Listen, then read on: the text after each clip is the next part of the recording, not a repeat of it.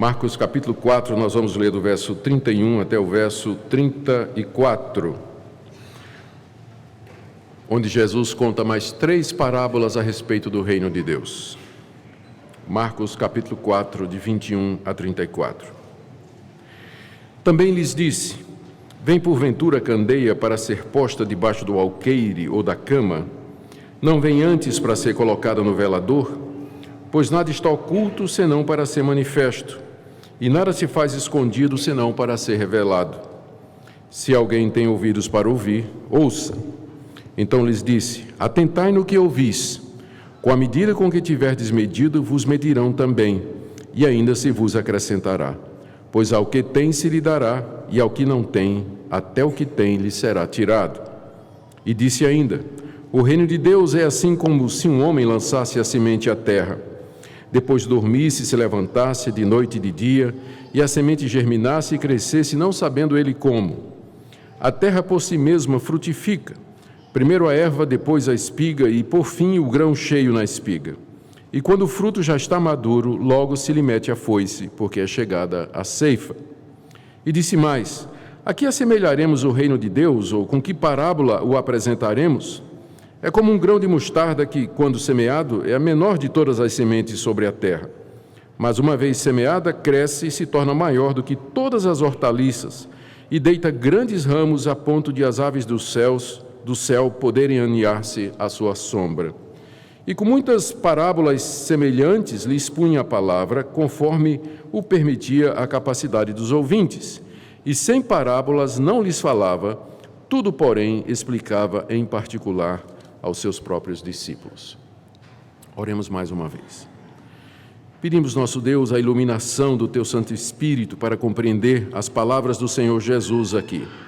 Que o Senhor nos conduza na interpretação e na aplicação do significado dessas palavras ao nosso coração nessa manhã, para que Tu recebas a glória, Teu povo se alegre e a Tua igreja cresça. É o que pedimos em nome de Jesus. Amém. Queridos, todos nós temos muitas perguntas a respeito do reino de Deus, ou da maneira como é que Ele atua aqui nesse mundo. De que maneira Deus leva avante os seus propósitos e o seu reino, de ter aqui um povo redimido para a sua própria glória, tirado de entre a humanidade perdida? Às vezes Deus parece agir de forma muito lenta. Nós outras vezes nem conseguimos discernir o que é que Ele está fazendo. E outras vezes parece que os nossos esforços são inúteis. Nós pregamos, ensinamos, testemunhamos, vivemos o Evangelho, mas o reino de Deus não parece avançar, pelo menos de uma forma que nos seja visível ou compreensível. Os discípulos de Jesus estavam começando a ter essas mesmas perguntas, porque Jesus havia anunciado que o reino de Deus havia chegado. E Ele tinha dito que era preciso que as pessoas se arrependessem e crescem no Evangelho para entrar nesse reino. Essa tinha sido a mensagem de João Batista e depois a mensagem do próprio Jesus: arrependei-vos, porque é chegado o reino de Deus. Foi assim que Ele começou o seu ministério. Mas onde estava o reino? Por que ele não parecia tão visível? E por que havia tanta rejeição a Jesus e a mensagem do reino de Deus? Apesar dos sinais e prodígios que Jesus tinha feito, a maioria das pessoas não acreditava na mensagem dele, e muito menos que ele era o Filho de Deus, o Messias prometido a Israel. Especialmente os líderes da nação judaica rejeitavam a Jesus e sua mensagem. É quando Jesus, então, começou a ensinar a respeito do reino de Deus, usando parábolas, que são ilustrações, que são comparações, histórias do cotidiano ou inventadas, que têm como objetivo ensinar algum aspecto do reino de Deus. O alvo de Jesus contando essas histórias, via de regra enigmáticas, e cujo sentido não é aparente, era, primeiro, manter na ignorância incrédula e pecaminosa aqueles escribas fariseus e a multidão que não cria nele mesmo, e que o buscava e o seguia apenas pelo pão, pelos sinais e pelos prodígios, e para serem beneficiados com os dons de cura de Jesus. Então, o objetivo da parábola era esconder a verdade do reino de Deus para aquelas pessoas, porque, como eu disse, essas ilustrações, elas frequentemente tinham um significado enigmático, que não era perceptível pelas pessoas que ouviam pela primeira vez. Mas, por outro lado, e esse era o segundo objetivo das parábolas que Jesus contava, era revelar aos seus discípulos exatamente as respostas a estas perguntas a respeito do reino de Deus. Na mensagem anterior, por exemplo, nós vimos a parábola do semeador, que das parábolas de Jesus é uma das mais conhecidas, talvez só perdendo para a parábola do filho pródigo ou do bom samaritano. E nessa parábola, Jesus mostra que o reino de Deus é como uma semeadura e que a semente da palavra cai no solo de diferentes corações e que, portanto, produz resultados diferentes. Em alguns casos, não produz nada. E com isso, essa foi a explicação que Jesus deu em particular aos seus discípulos. Com isso, Jesus explicou por que muitos ouviam a palavra e não acreditavam nele e nem o seguiam como o Messias, o Filho de Deus. Agora nós vemos mais 3 parábolas que Jesus aparentemente contou no mesmo dia em que ele contou a parábola do semeador. São mais 3 ilustrações ou comparações que ele faz a respeito do reino de Deus, exatamente com o objetivo de explicar como é que o reino de Deus funciona, ou como Deus age aqui nesse mundo. E ainda para dar explicações aos seus discípulos, por que é que, aparentemente, o reino anunciado, ele não estava tão visível, ele não parecia uma coisa tão clara. A primeira parábola é a da candeia, está aí no verso de 21 a 25. A candeia, como vocês sabem, é uma lamparina que funciona à base de óleo e que era o meio mais comum de iluminação na Palestina daqueles dias. Geralmente ela era colocada no velador, que era um suporte que tinha na parede da sala ou do quarto, onde ela ficava bem visível e dava luz para todo aquele cômodo, todo aquele quarto, toda aquela sala. Jesus diz no verso 21 que o objetivo da candeia ou da lamparina é iluminar. Ele faz uma pergunta: vem porventura a candeia para ser posta debaixo do alqueire ou da cama? Não vem antes para ser colocada no velador? Ou seja, alguém tem uma lamparina em casa com o objetivo de iluminar. Esse é o propósito dela.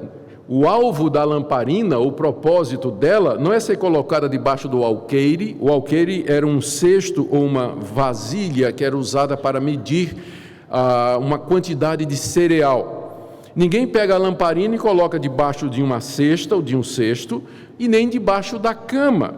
Mas o objetivo da lamparina é ser colocada no velador para iluminar a todos.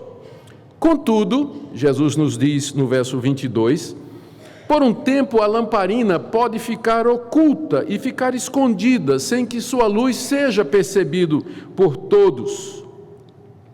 Embora chegará o tempo em que ela finalmente será revelada, pois esse é o propósito dela. A lamparina existe para isso.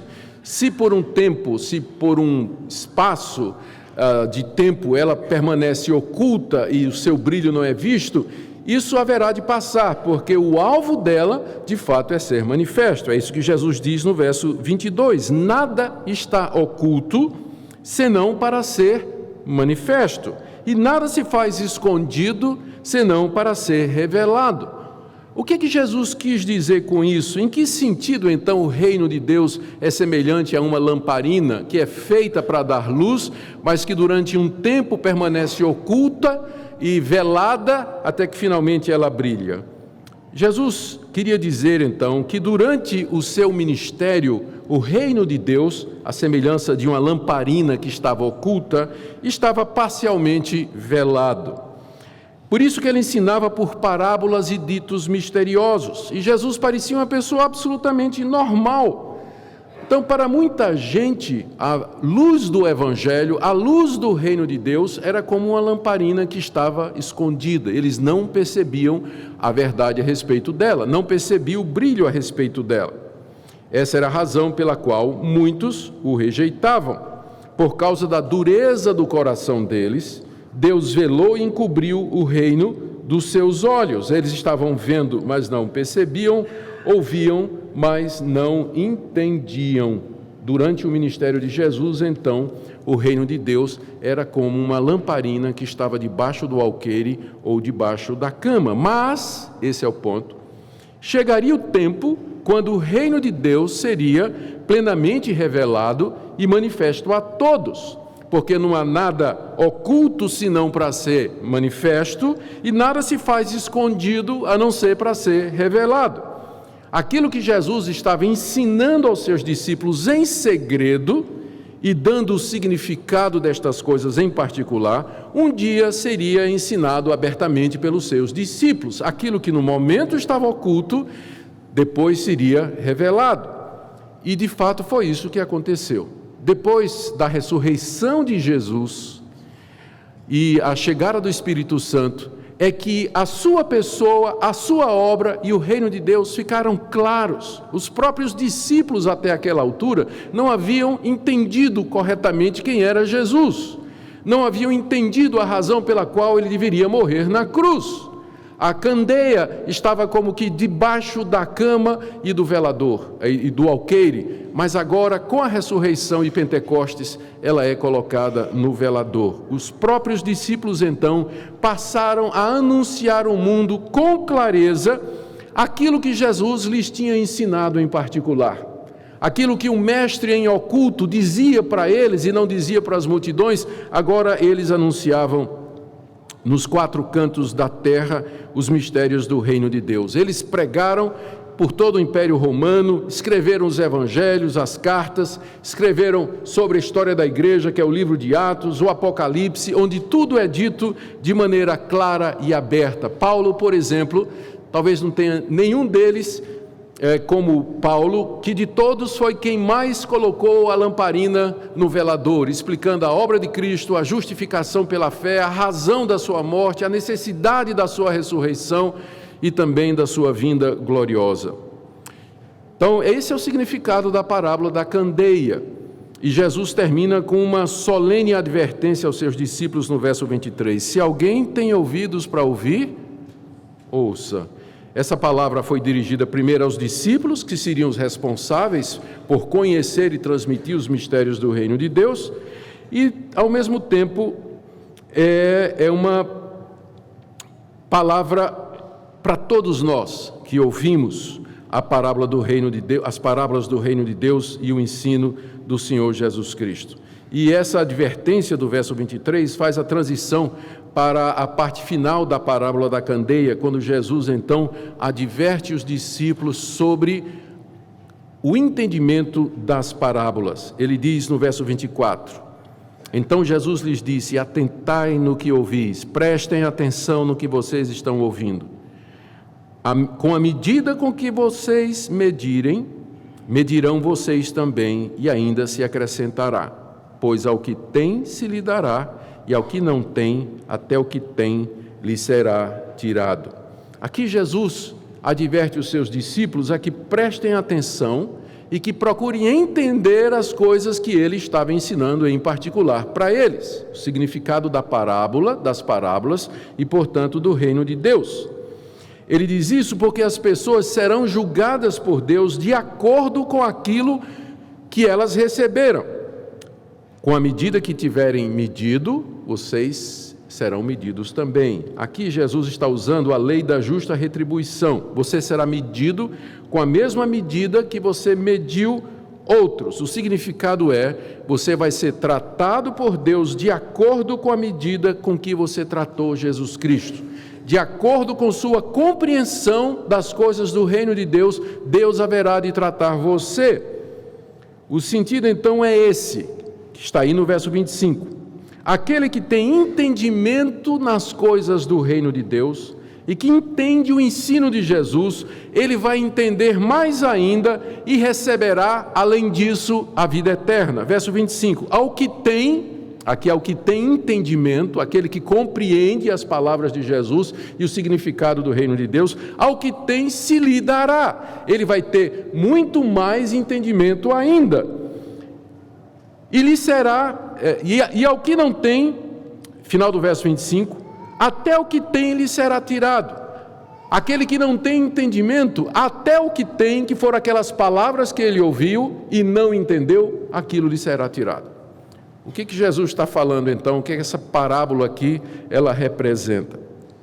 O reino de Deus é como uma candeia que veio para iluminar o mundo.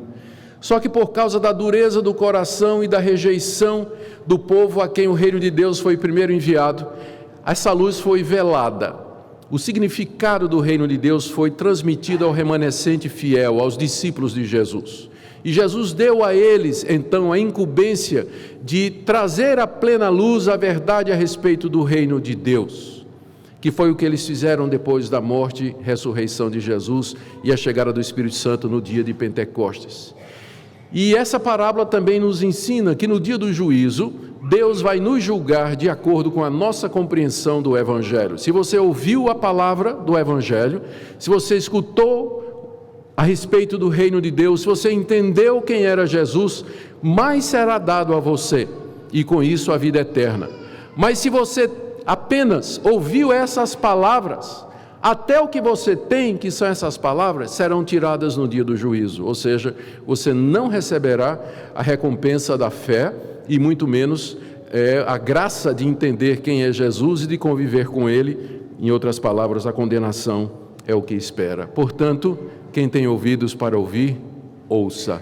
A luz está brilhando, a luz do Evangelho está diante de nós. Atentai no que ouvi.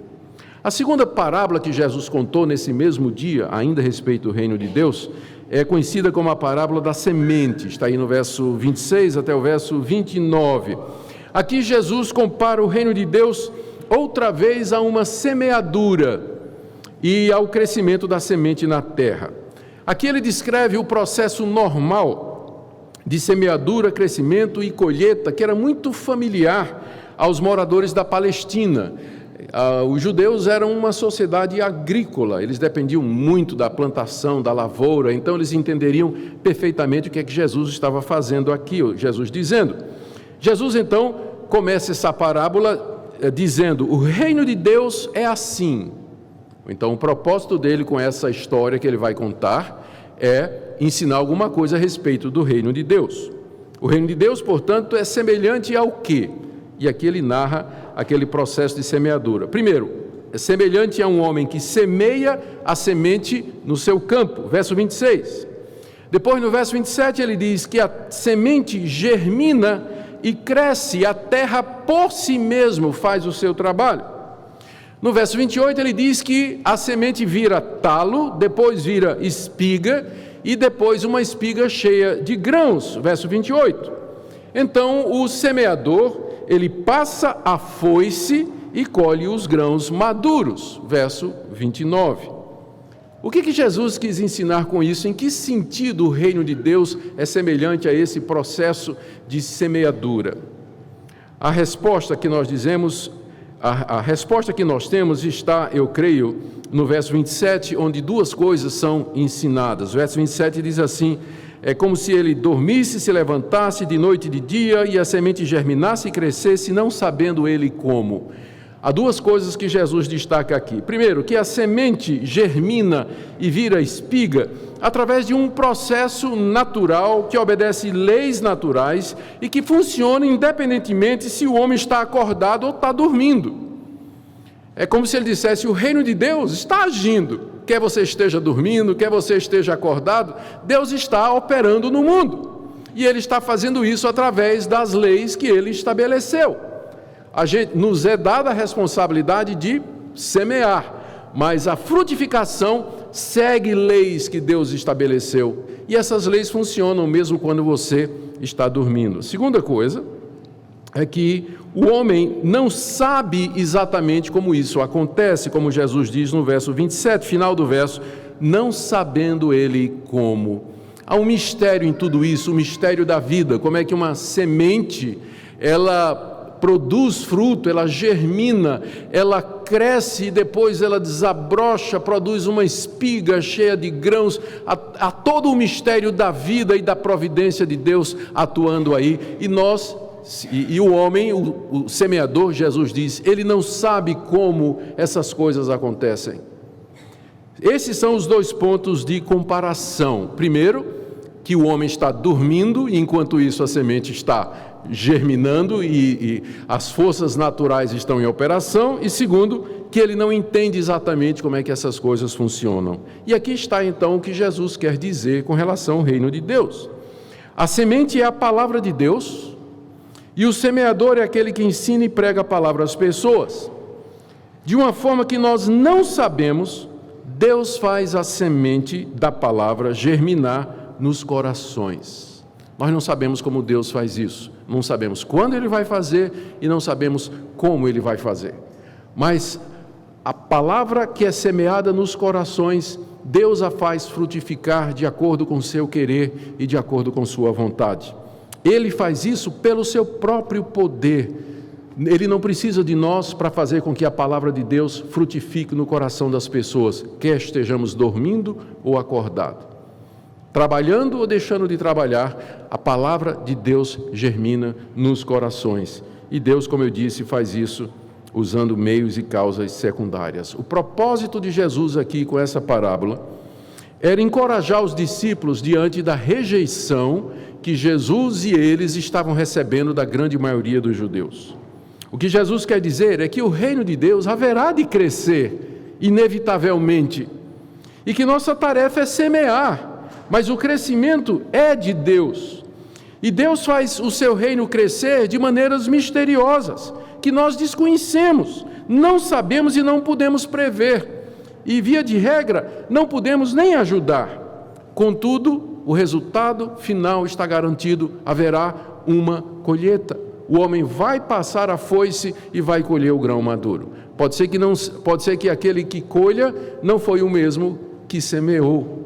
E talvez aquele que semeou não vai ter o privilégio de colher. Mas Deus usa os instrumentos que Ele tem para levar avante o seu reino e a quem Ele quer. O que importa para nós, e esse é o ponto da parábola, que a colheita é garantida. Eu não sei como Deus age no coração de vocês, eu não sei no coração de quem Ele está agindo enquanto eu estou pregando e semeando a palavra aqui, eu não sei que métodos e maneiras Deus usa para fazer essa palavra frutificar, mas uma coisa eu sei: o reino de Deus, embora no momento me pareça misterioso, desconhecido e invisível, mas ele está em operação. Deus está agindo silenciosamente, imperceptivelmente, assim como a sementinha cresce durante a noite, durante a madrugada, enquanto o homem está dormindo.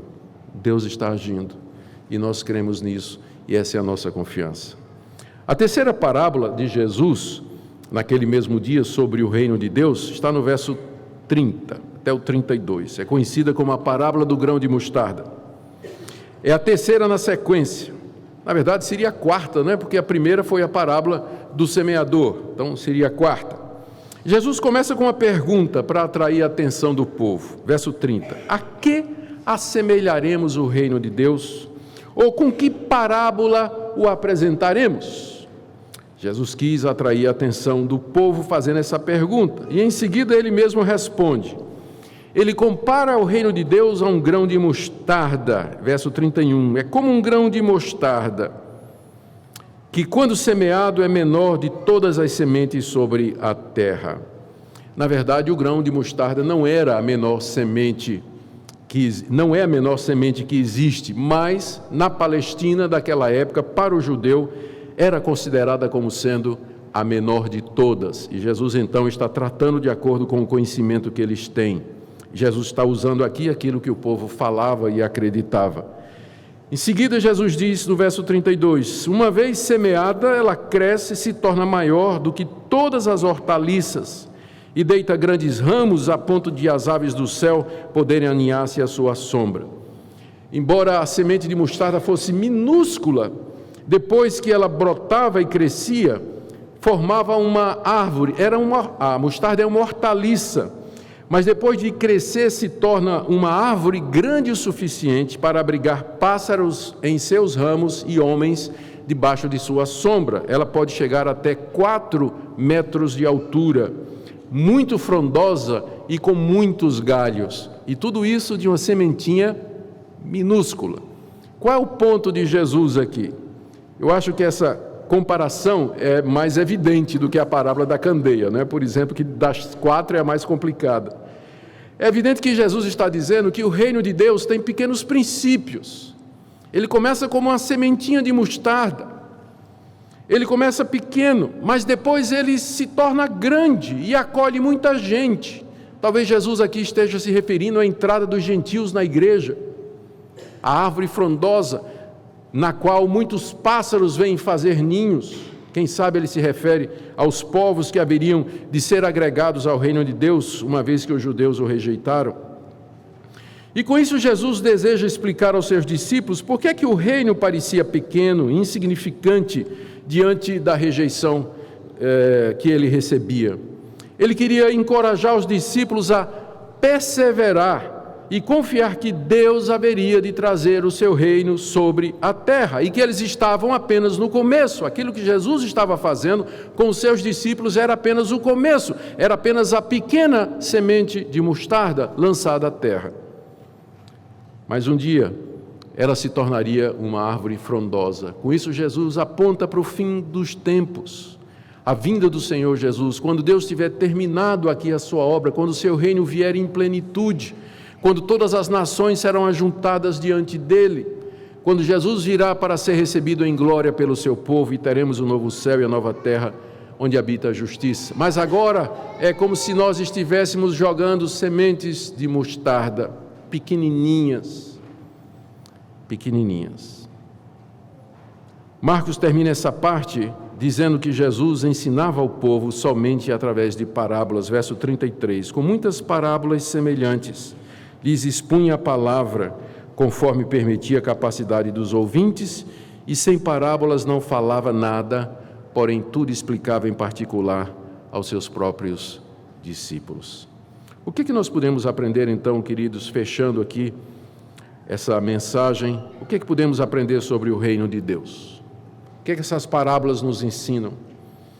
O reino de Deus é o seu domínio sobre a humanidade, a execução do seu plano de redenção aqui nesse mundo. Aprendemos que Deus atua através de instrumentos, de pessoas, que são os semeadores, os que trazem a candeia. Ele faz isso usando meios e causas que Ele mesmo estabeleceu para alcançar os seus objetivos. Uma lição importante também que nós vemos aqui é que a atuação de Deus nesse mundo é frequentemente invisível, imperceptível aos olhos humanos e só é perceptível mediante a fé. Somente os olhos da fé conseguem discernir a ação de Cristo aqui nesse mundo.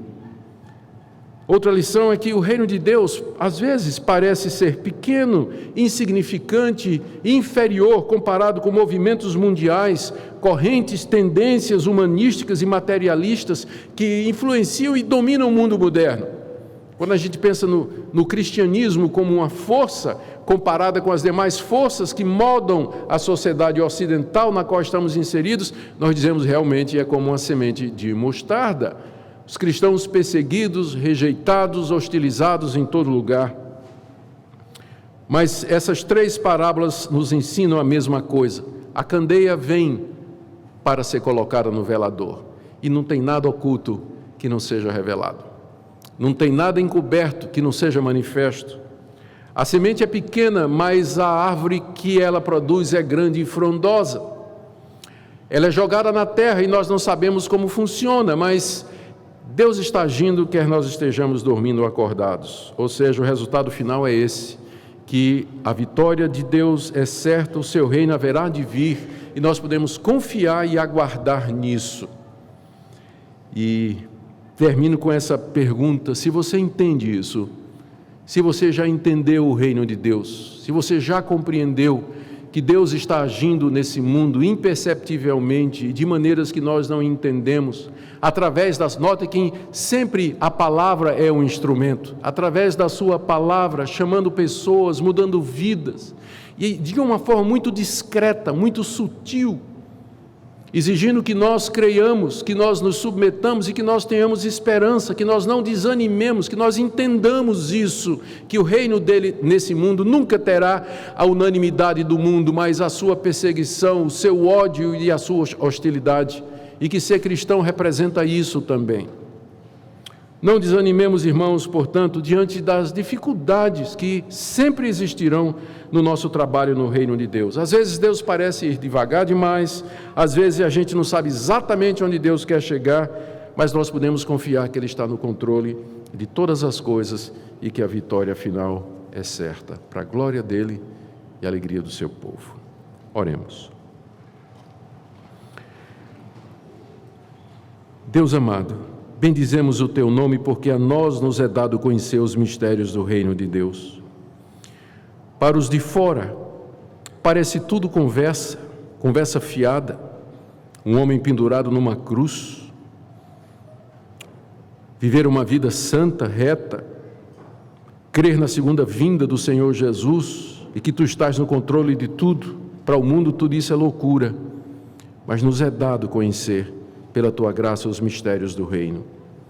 Nós pedimos que o Senhor nos conforte o coração, que nós tenhamos o quadro maior em vista sempre, para que nós não desanimemos diante das dificuldades, provações que nos assolam, mas que nós permaneçamos firmes no propósito de Te servir até o dia da grande colheita, quando a árvore frondosa abrigará todos aqueles que são Teus. É o que nós Te pedimos por amor de Jesus. Amém.